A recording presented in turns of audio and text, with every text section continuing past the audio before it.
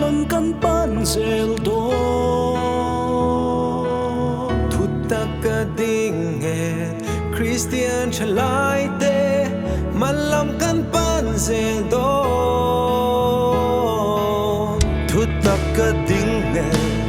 Christian chalai te malam kan pan zel do thutta ka ding he Christian chalai te malam kan pan zel do